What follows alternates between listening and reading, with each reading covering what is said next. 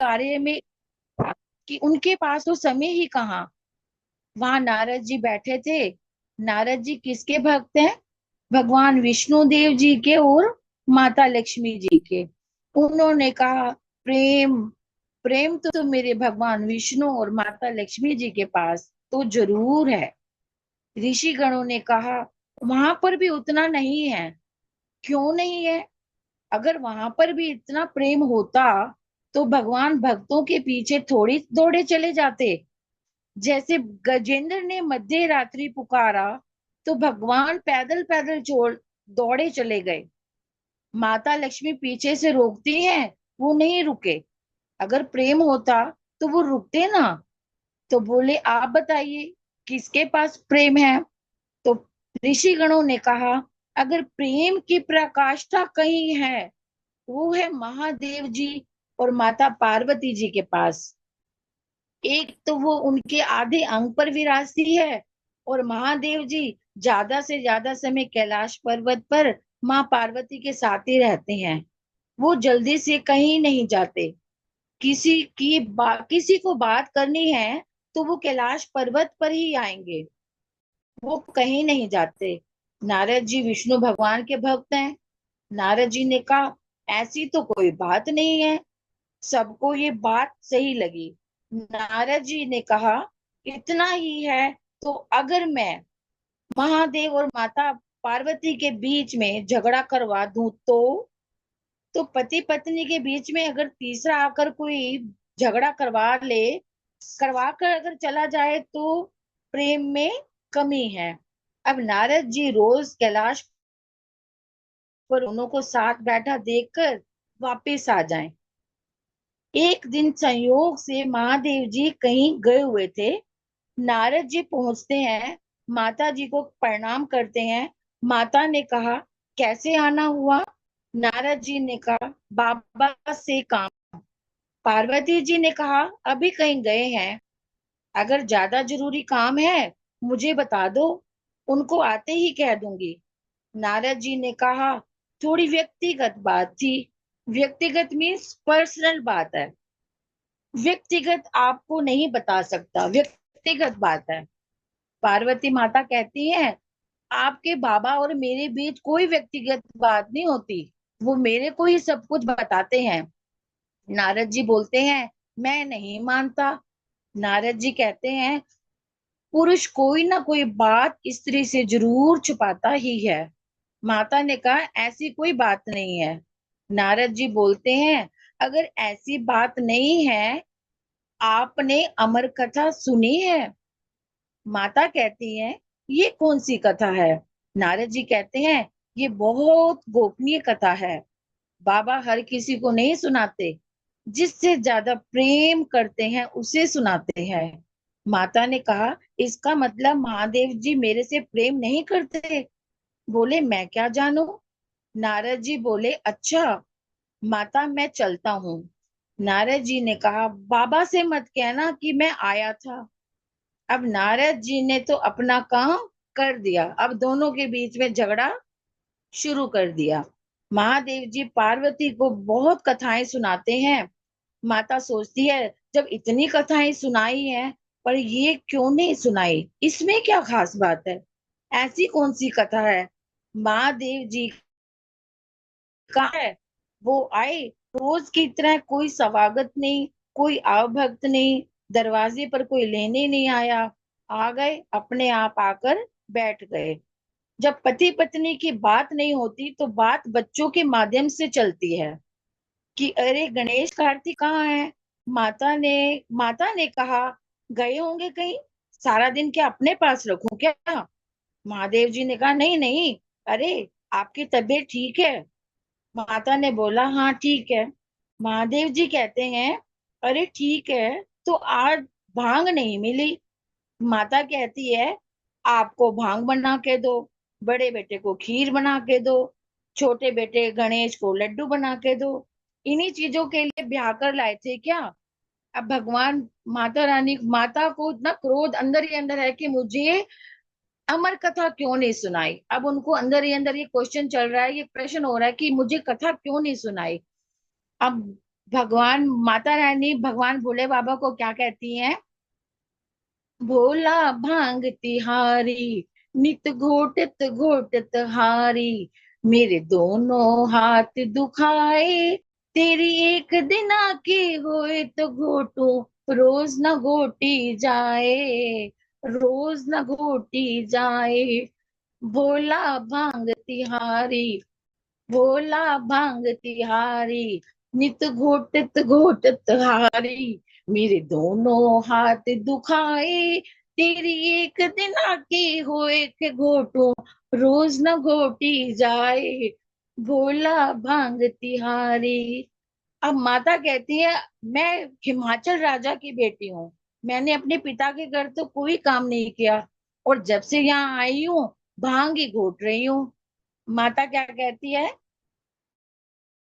को नाज से पाला, कैसे कहूँ सकाले, नाजुक तन को नाज से पाला, कैसे सहूँ कसाले, भांग तुम्हारी घोटत घोटत, भांग तुम्हारी घोटत घोटत, हाथ में पड़ गए छाले, हाँ छाले, हाँ छाले, तेरी रोज रोज की अकड़ रे घोर, तेरी रोज रोज की अकड़ रे भोला, तेरी रोज रोज की अकड़ रे भोला, हमसे सहा न जाए, तेरी एक दिन आकी होए तो घोटू, रोज न घोटी जाए, भोला भांग तिहारी, नित घोटत घोटत हारी। जब झगड़ा इतना बढ़ जाता है तो पत्नियों की आखिरी धमकी क्या होती है? वो सबको पता है, आखिरी धमकी, मैं अपने मायके जा रही हूँ। अब माँ पार्वती क्या कहती है? अरे अलग पड़े तेरे सिल बट्टे पर, मैं पिहर को जाऊं, मैं पिहर को जाऊं, जब तू पीना भांग छोड़ दे, तभी लौट कर आऊं, हाँ आऊं, हाँ आऊं, मैं तो अपने चली मायके, मैं तो अपने चली मायके, तभी समझ में आए, तभी समझ में आए, तेरे एक दिन आदि होए तो घोटू, रोज न घोटी जाए, भोला भांग तिहारी, नित घोटत घोटत हारी, भोला भांग तिहारी। अब भोले बाबा कहते हैं कि ये मेरी भांग को बहुत कर रही है, बार बार मेरे भांग के ही मुझे ताने दे रही है। अब मैं आपको अपने भांग की महिमा बताता हूँ कि भांग क्या चीज है। उनकी नजर आती है तो भोलेनाथ क्या कहते हैं? भंग नहीं भगवती है ये, शिव घट में बसने वाली, शिव घट में बसने वाली, ये भंग नहीं है, ये भगवती है। भगवती कौन है? और माँ वो है माँ पार्वती। भंग नहीं भगवती है ये, शिव घट में बसने वाली, शिव घट में बसने वाली, दुष्ट दलन का वध करने को बनी है ये माँ काली, हाँ माँ काली, इसको पीकर, इसको पीकर ऋषि मुनि भी शिव का ध्यान दे आए, तेरी एक दिन की होए के घोटू, रोज न घोटी जाए, भोला भांग तिहारी, नित घोटत घोटत हारी। अब माँ पार्वती ये तो समझ गई, जब भंग में ही मैं उनको नजर आ रही हूँ तो मुझे माफी मांग लेनी चाहिए। तो माता क्या कहती हैं? अरे शिव शंकर से कहे कवरजा, सुन लो अर्ज हमारी, सुन लो अर्ज हमारी, शिव शंकर से कहे कवरजा, सुन लो अर्ज हमारी, सुन लो अर्ज हमारी, भर भर प्याला पियो सदा शिव, तुम जीते मैं हारी, तुम जीते मैं हारी, शिव शंकर की भंग की महिमा, शिव शंकर की भंग की महिमा, सबको गा के सुनाए, तेरे एक दिन आगे होए के घोटू, रोज न घोटी जाए, भोला भांग तिहारी, नित घोटत घोटत हारी, मेरे दोनों हाथ दुखाए, तिकी होए के घोटू रोज न घोटी जाए, भोला भांग तिहारी। अब भोलेनाथ जी तो ये समझ गए कि पार्वती जी नाराज हैं। भोले बाबा कहते हैं कि देवी, आप किस बात से नाराज हैं?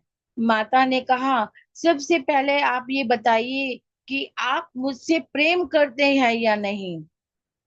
भोलेनाथ कहते हैं, ये भी कोई पूछने की बात है? सबसे ज्यादा हम आपसे ही प्रेम करते हैं। ऐसी बात है तो ये अमर कथा क्या है? भोलेनाथ कहते हैं, इसके बारे में किसने बता दिया? भोलेनाथ जी कहते, अब नारद जी तो भूल के गए थे कि माता भोले बाबा को मत बताना कि मैं आया था, इसलिए माँ पार्वती कुछ नहीं बता रही कि मुझे ये अमर कथा कैसे पता चली और मुझे किसने बताया। अब भोलेनाथ जी नेत्र बंद किए और नेत्र बन के सारा दृश्य उनके सामने आ गया। भोलेनाथ जी कहते हैं, ब्राह्मण देवता जब भी आते हैं अपना कोई ना कोई काम करके ही जाते हैं। भोले बाबा कहते हैं, नहीं सुनाई अमर कथा तो अब सुना देंगे। माता कहती है, अब तो सुनानी ही पड़ेगी, लेकिन अभी तक क्यों नहीं सुनाई? भोले बाबा कहते हैं, इस कथा का नाम क्या है? माता ने कहा, अमर कथा, यानी सुनने वाला अमर हो जाए। अब मैं जितनी भी कथाएं आपको सुनाता था, आप और लोगों को जाकर सुनाती थी।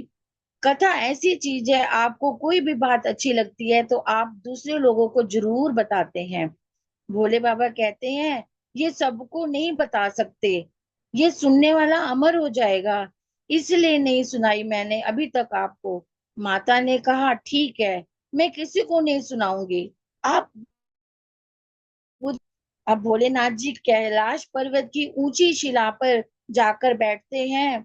कल्पतरु वृक्ष के नीचे भोले बाबा कथा सुनाना शुरू करने वाले ही हैं। शुरू करने से पहले पहली ताली बजाई, एक ताली बजाते हैं। एक ताली क्यों बजाई? ताली बजाते ही जितने भी जीव जंतु कैलाश पर्वत पर थे वो सब कैलाश पर्वत पर छोड़कर जाने लगते हैं। ये ताली का महत्व होता है।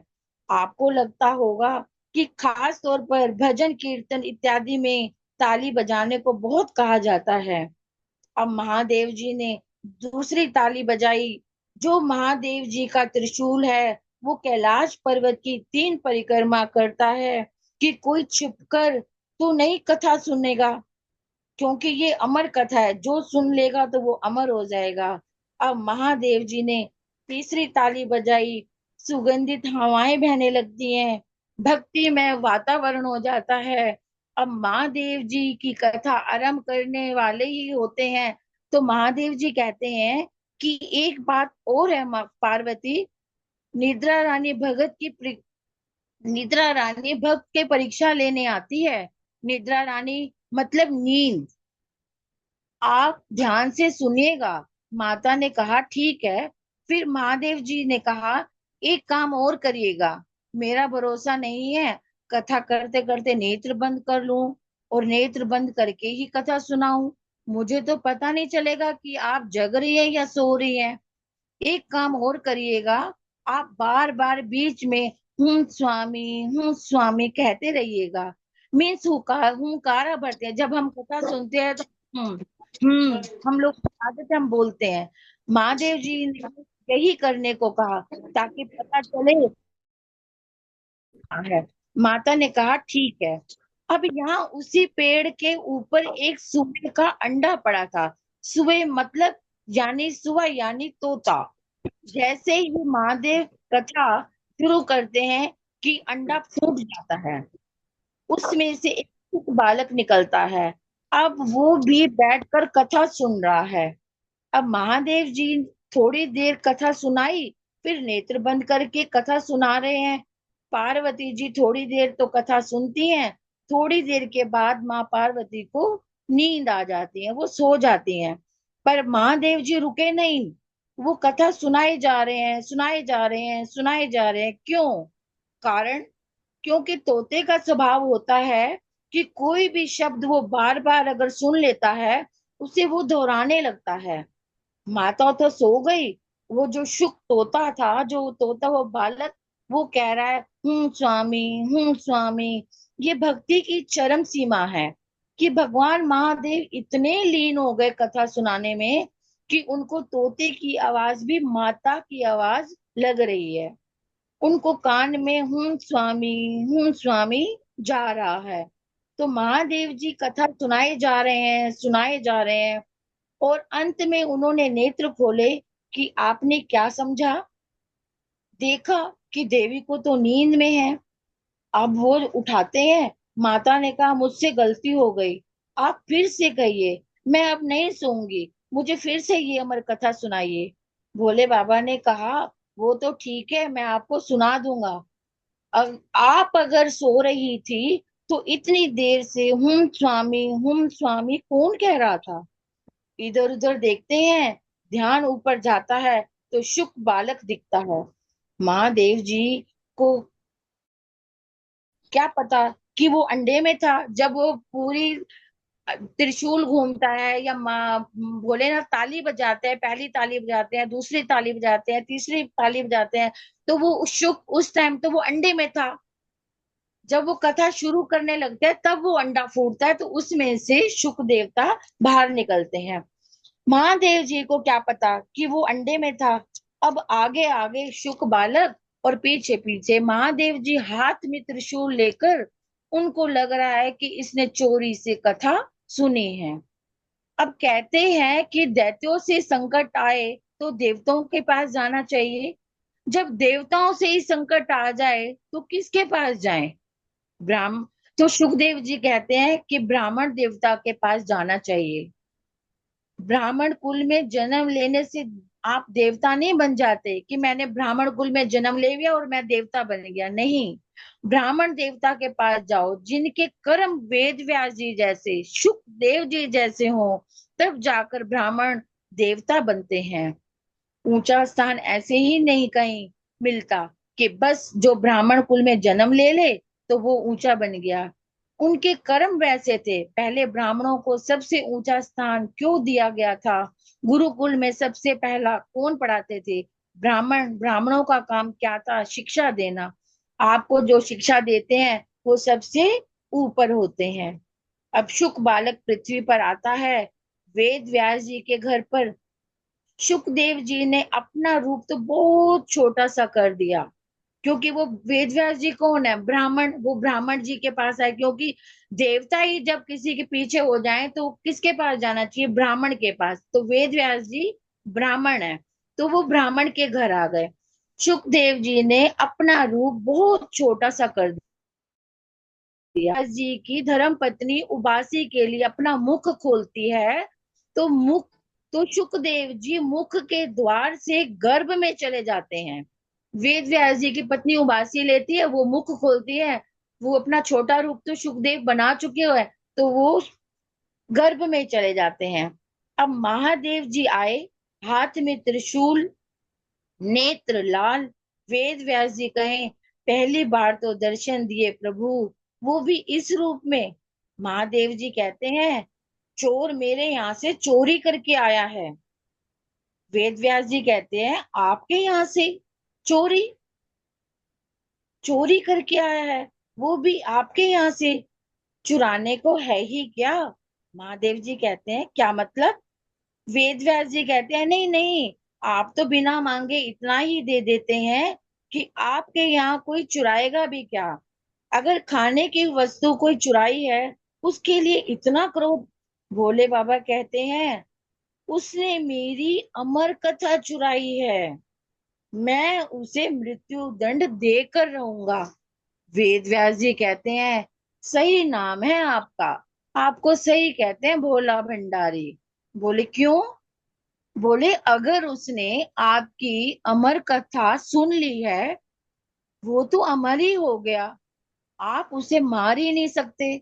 मान लीजिए आप महाकाल हैं, कालों के काल महाकाल है, सर्वशक्तिमान है, आप उसे मार भी दें, आपकी अमर कथा तो झूठी हो जाएगी महादेव।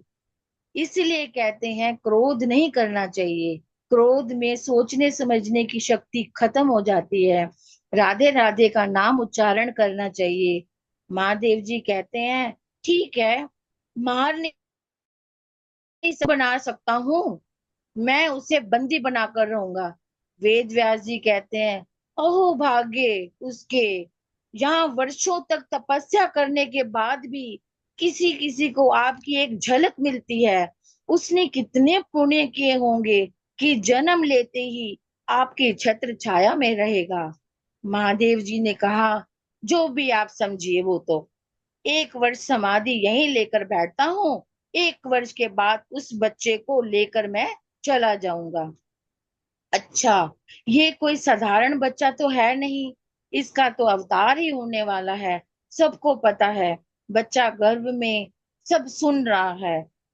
वो शुकदेव कहते हैं महादेव जी समाधि भी ली, वो भी इतनी कंजूसी से, वो भी 1 वर्ष की। अरे 12 वर्ष की समाधि तो मैं लेकर बैठता हूँ। ये कौन कह रहा है? शुकदेव जी कह रहे हैं, तोता कह रहा है जो गर्भ में है। वेद व्यास जी के पत्नी के जो गर्भ में है वो तोता कह रहा है। अरे प्रभु, ये भोलेनाथ, अगर आपने समाधि की भी प्रण किया वो भी 1 वर्ष का कंजूसी से, मैं तो 12 वर्ष की समाधि लेकर बैठता हूँ। उस बालक ने गर्भ में 12 वर्ष की समाधि लेने का प्रण कर लिया। 1 वर्ष के बाद महादेव उठते हैं, लाइए बालक। वेद व्यास जी कहते हैं बाहर आना तो दूर प्रभु, उसका तो आकार भी नहीं बना। मेरी पत्नी को तकलीफ हो रही है, शायद वो आपके डर से बाहर नहीं आ रहा, आप उसको माफ कर दीजिए। महादेव जी सुखदेव जी को माफ कर देते हैं। 11.5 वर्षों तक गर्भ में रहते हैं। उसको बाहर निकालने के लिए भगवान को भी नीचे उतरना पड़ता है। अब भगवान नीचे उतरते हैं, गर्भ रहे हैं। भगवान कहते हैं तुम बाहर आ जाओ, ये दुनिया बहुत सुंदर है। बालक कहे इसलिए तो बाहर नहीं आना, ये दुनिया बहुत सुंदर है प्रभु। यहाँ आने के बाद आपको सब भूल जाते हैं, आपको मानने से इनकार कर देते हैं। भगवान कहते हैं पर तुम अंदर नहीं रह सकते। सुखदेव जी बोले आप अपनी मोह माया रोक दीजिए, यदि आपकी मोह माया मुझ पर नहीं चढ़ेगी मैं बाहर आ जाऊंगा। भगवान बोले वो तो नहीं रुक सकती। सुखदेव जी बोले तो मैं अंदर ही ठीक हूँ। भगवान कहते हैं ठीक है, एक क्षण में जितना समय होता है उसका 100वां हिस्सा होगा, मैं उतने समय के लिए अपनी मोह माया रोक दूंगा। सुखदेव जी कहते हैं ठीक है, लेकिन जब मैं कहूं तभी रोकेगा प्रभु। उसने बाहर निकालने सुखदेव जी ने बाहर निकलने की तैयारी शुरू कर दी। यहाँ भगवान अपनी मोह माया रोकते हैं और सुखदेव जी का जन्म होता है। ये सुखदेव जी की अवतार की कथा इस प्रकार है। बोलो श्री सुखदेव महाराज की जय। बोलो श्री सत्यदेव भगवान की जय।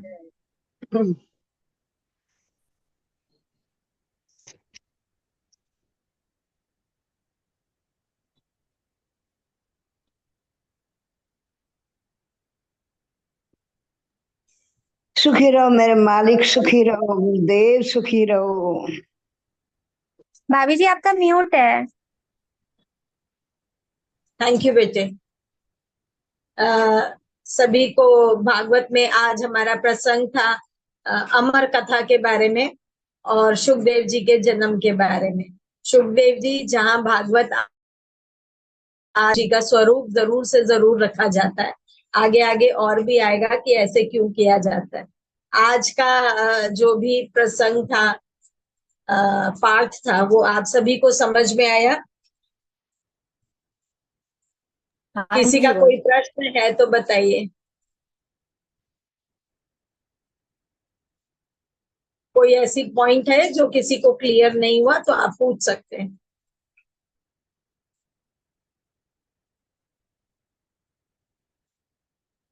ठीक है, सभी को क्लियर है ना? जय गुरुदेव। हर हर हर महादेव। भगवत पुराण की जय। तो पेपर के लिए आप सभी लोग तैयार हो? पेपर ले लें आपका।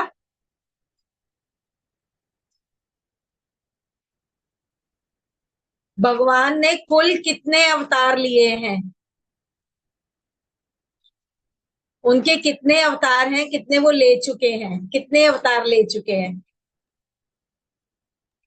24 अवतार। 24 अवतार हैं। 24 बार ले चुके हैं। नहीं, उनके हैं कितने 24। ले चुके हैं? ये नहीं बता सकते। जो सही नाम बता रहे हैं पारुल, उनके नाम लिख लेना। कितने अवतार ले चुके हैं आप? 24। अनम्यूट करो शशि जी, अनम्यूट करो। बोलिए बोलिए। 23। वेरी गुड, नाम लिख लो पारुल। 23 23। 3 ले चुके हैं, यही एक सब रहता है, वो आगे आगे जाके लेंगे केलिंग अवतार। कल की अवतार, कल की अवतार है, कल की अवतार होगा कलयुग का उद्धार करने के लिए। जैसे हर युग में भगवान आए, उसमें सभी अवतारों के बारे में थोड़ा थोड़ा थोड़ा थोड़ा बताया गया है। ज्यादा है भगवान राम अवतार के बारे में, भगवान कृष्ण अवतार के बारे में। बाकी सभी के बीच में थोड़ी थोड़ी सी स्टोरी है। ठीक है, तो माता अनसुया ने किनको बालक रूप बना दिया था? ब्रह्मा विष्णु महेश जी को। हाँ, वेरी गुड वेरी गुड। ये सही बताया है इन्होंने, कुछ गलत तो नहीं है? हाँ, हाँ जी सही बताया। तो जब भगवान ये तीनों बालक बन गए तो इनको लेने कौन आया था? नीचे धरती पे इनको लेने के लिए कौन आया? नारद भगवान जी आए थे मेरे। तीनों और देवियां। बोलिए, और तीनों सोचिए। तीनों देवियां आई थी। लक्ष्मी, तीनों देवियों के नाम, तीनों देवियों के नाम। लक्ष्मी, पार्वती माता और लक्ष्मी, सरस्वती। माता लक्ष्मी, माता सरस्वती माता पार्वती। और माँ गौरी। बाकी सबके ब्लैंक ब्लैंक फेसेस क्यों हो रहे हैं भाई? याद नहीं है क्या? हाँ, हे ग्रीव अवतार जब हुए थे तो उनका मुख किसका था? हे ग्रीव अवतार में उनका मुख किसका था?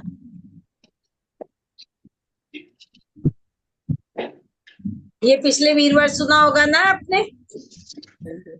हे ग्रीव ने कहा था कि मुझको तपस्या की थी और भगवान से कि मुझको मेरे जैसा ही मारे, तो हे ग्रीव जैसा ही अवतार हुआ था, इसीलिए हे ग्रीव ही कहा जाता है।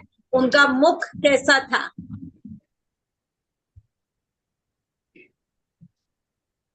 घोड़े का। कौन बोला? चरणजीत भाई। Very good very good. तो चरणजीत जी हो गए आज के सुपरस्टार। लेकिन आज की कथा मैंने आधी सुनी है, मेरा कनेक्ट नहीं हो पा रहा था। अच्छा, तो आप ये एक्सक्यूज दे रहे हो कि हम अगले वीरवार आपको माफ कर दें अगर आप प्रश्न पूरे ना बताए तो? हाँ जी हाँ जी। नहीं नहीं नहीं, जो आज कथा हुई वो मेरे ख्याल से बच्चों ने नोट भी किया होगा। और आज की कथा भोले बाबा और गौरी माँ के ऊपर है और शुक अवतार के ऊपर है। बहुत सुंदर प्रसंग है। देखिए, कोई भी चीज है ना, आप देखेंगे अभी आप जो कथाओं में सुन रहे हैं वो भी अगर आप देखोगे तो एक स्टोरी नहीं है, एक से दूसरी स्टोरी, दूसरी से तीसरी स्टोरी निकल रही है। तो अभी शुरू में थोड़ा आपको जोर लगेगा इसको याद करने में, और शुरू में आपको ये लगेगा कि अभी तो ये बताया था, अब ये हो रहा है, क्योंकि ऐसा ही है, ऐसा ही हुआ है। तो अगर आप देखोगे कि भगवान कृष्ण का जन्म देवकी माँ के यहाँ हुआ, फिर यशोदा जी के यहाँ पले, तो ऐसा पिछले जन्मों में हो चुका है। ये कमिटमेंट थी उनकी जो उन्होंने निभाई। उसी तरीके से भगवान राम का 14 वर्ष का वनवास के पीछे भी स्टोरी है। और माँ का नाम और ये बाकी सारी चीजें, ये सब भी पिछले जन्मों में हो चुकी हैं। उसी तरीके से हमारा जो आज का जन्म है वो भी खाली आज का आउटपुट नहीं है कि आप पैदा हुए और भगवान ने आपको भेज दिया। हमारी भी जन्म पत्रियां, जन्म कुंडलियां पिछले कई जन्मों से हम जो जो करते आए वो इकट्ठा होता गया, उसका एक बही खाता बनाया गया। उस बही खाते के अकॉर्डिंग भगवान ने ये डिसाइड किया कि किसको कहाँ जन्म देना है, कौन आगे से इनके बच्चे होंगे और हम जीवन में क्या क्या करेंगे। तो ये प्री डिसाइडेड तो है हमारे पिछले जन्मों के उससे, लेकिन हम उसको अपने कर्मों से, अपनी अच्छी चीजों से आज भी बहुत कुछ ठीक कर सकते हैं। आज भी हम बहुत कुछ रीराइट कर सकते हैं, बहुत कुछ ठीक कर सकते हैं। जो कुछ हम मांगेंगे वो भगवान हमें जरूर देंगे, अगर वो हमारी शुद्ध भावना से मांगा हुआ है। बोल श्री सद्गुरुदेव महाराज की जय। रुक्मण आंटी शायद नहीं है बेटा।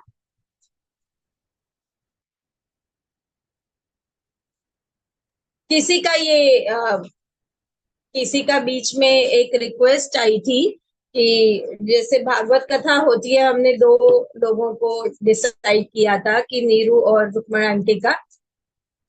तो किसी के बीच में रिक्वेस्ट आई थी कि शायद कथा पढ़ते पढ़ते हमें समय थोड़ा सा ज्यादा लग जाता है, क्योंकि अगर अब ये देखिए, अगर भगवान की अमर कथा चल रही थी, अगर हम टाइम देखते रहते तो अमर कथा को या तो हमें छोटा करना पड़ता, बीच बीच में से कुछ चीजें कट करनी पड़ती, तो फिर तो वो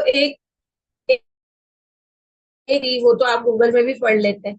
पर नीरू ने बहुत अच्छे से उसको प्रसंग बनाया। तो इसीलिए जो सेकंड मेंबर है हमारे, उनकी ड्यूटी ये थी कि जो आज हमने पाठ किया उससे जुड़ी हुई और भी कई प्रसंग उनके पास तैयार है, तो वो उससे जो आज कथा हुई उससे जुड़ा हुआ प्रसंग वो आपको सुनाएंगे।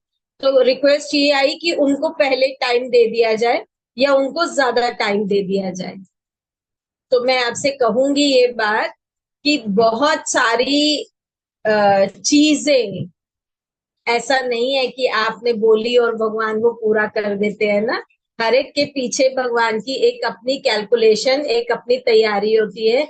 उन्होंने कथाओं कहानियों के माध्यम से हर एक को अहंकार से भी बचाना है ना, नजरों से भी बचाना है, अहंकार से भी बचाना है।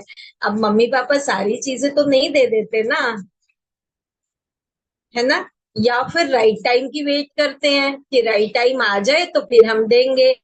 तो ऐसे ही हमारे गुरु महाराज जी है ना, वो कभी कभी मना भी कर देते हैं, कभी कभी पोस्टपोन भी कर देते हैं।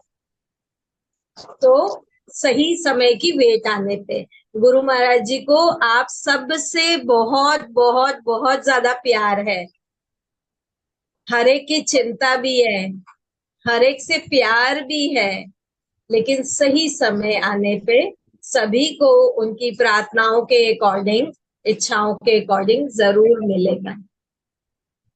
ठीक है,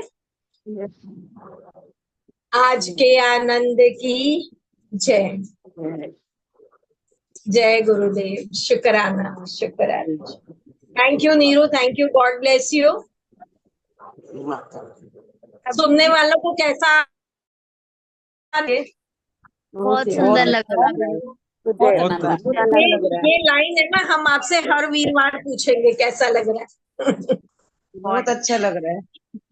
हाँ। पारुल, आज के क्विज में किस किस के नंबर ज्यादा आए हैं? शशि आंटी के और चिरंजीत भैया के। शशि आंटी और चरणजीत भैया के लिए क्लैपिंग हो जाए। और एक क्वेश्चन का शायद बेबी दीदी ने भी जवाब दिया था, ललिता दीदी ने सबसे पहले क्वेश्चन का उन्होंने जवाब दिया था। तो इन तीनों के लिए क्लैपिंग हो जाए। Very good, God bless. खुश रहिए और कथाओं के आनंद लीजिए। जय गुरुदेव, जय गुरुदेव। शुक्राना, शुक्राना। जय माता जय माता जय गुरुदेव। जय माता दी, जय माता दी सभी को। जय माता दी, जय माता जय दी, माता जय माता दी। थैंक यू नीरू बुआ। वेलकम बच्चा। मेरा तो हर वक्त एक ही क्वेश्चन होगा कि मैंने ठीक सुनाई, समझ आई। बहुत नहीं सुंदर नहीं सुनाया, बहुत अच्छा सुंदर। है बहुत सुंदर बहुत जी अच्छा लगा। थैंक्स आपका। हम आपके जरिए से पहुंच जाएंगे सुनने के लिए। मुझे तो बहुत आनंद आ रहा है। हैप्पी बर्थडे नीरू दीदी। हाँ थैंक हैप्पी बर्थडे बुआ जी। यही सब आपको समझ आएगी। मेरा सुनाई टाटा कर दो सबको। दोबारा बोल दो टाटा। है। सबको टाटा कर दो।